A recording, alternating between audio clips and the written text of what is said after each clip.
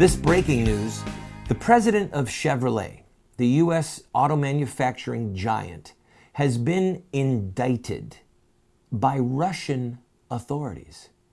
You see, Chevrolet is using their commercials to promote homosexual propaganda.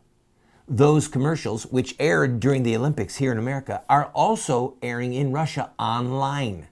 And it's a criminal act to promote the homosexual agenda where minors, people under 18, can see it. And so the Russian authorities are asking that the president of Chevrolet be sent, extradited to Russia to face charges. The unofficial word in the street is that the U.S. government is negotiating a trade. You give us Edward Snowden, we'll give you the head of Chevrolet. And there's even talk about him being given over to the Cossacks. But anyway, I'm making this up. I'm making it up. You knew I was making it up. But here's what I'm not making up. Chevrolet betrayed its family customers. And they did, in fact, as you know, and we've covered on the show, they did run ads during the Olympics when small children were watching, including mine, promoting the homosexual agenda and actually showing a clip from a part of a so-called homosexual wedding complete with a false clergyman. Well, I think we owe Chevy something, and I'm asking you to join me. Boycott Chevy. Now, I want you to know the first pickup truck that I ever drove was a Chevrolet C10, a 1970, 3 on the column. My dad owned it, the first truck I drove. And I love, in fact, let's take a look at some of Chevy's products, shall we? For those of you who are interested in saving money at the gas pump, there's the Chevy Spark and the Chevy Sonic. Nice colors too. Don't buy them. But wait, some of you are more into the mid-size, kind of hip feel, such as a Chevy Malibu. That black it's shiny, or the Impala. The Impala, you can go all the way back to the 60s and think of some of the SSs that they made, the Super Sport Impalas. We had guys in our neighborhood that were gearheads that loved the Impala. It's really simple what we need to do. Don't buy it. But if you've got to break down with the revived Camaro. What a gorgeous vehicle. Or the Corvette.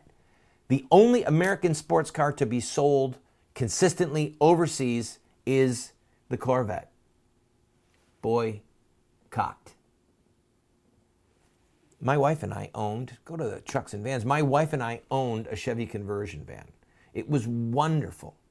We will not buy another Chevy conversion van until Chevy apologizes for having betrayed its customer base, betrayed parents who had their children in the living room watching their nonsense, and pulls the ad. Chevy can bring this to a quick end because the momentum to boycott them is growing. That new truck, the four-door that they're advertising with the Silverado package, some really good deals. Boycott. Boycott. Boycott. Boycott. And here's how you can contact them. Go to our website, voiceofresistance.com, click on the Chevy button, and you can contact them through that website by email, by Twitter, by Facebook, telephone, even snail mail if you want. Now, one of our viewers contacted us, and her name is Dawn, and she contacted Chevy. Here's what she said to them. I am shocked that Chevy would just slap a gay marriage ad up on our family's TV screen during the Olympics. I love my Chevy minivan, but I hate your politics. If your support of homosexual practice continues, you will not see me buying another Chevy. So Chevy responds, Dear Dawn, and by the way, I got to tell you, this is really downplayed. The night that we saw it, my wife went right to her computer and got one of those chat windows with a Chevy propagandist employee, and my wife was just livid.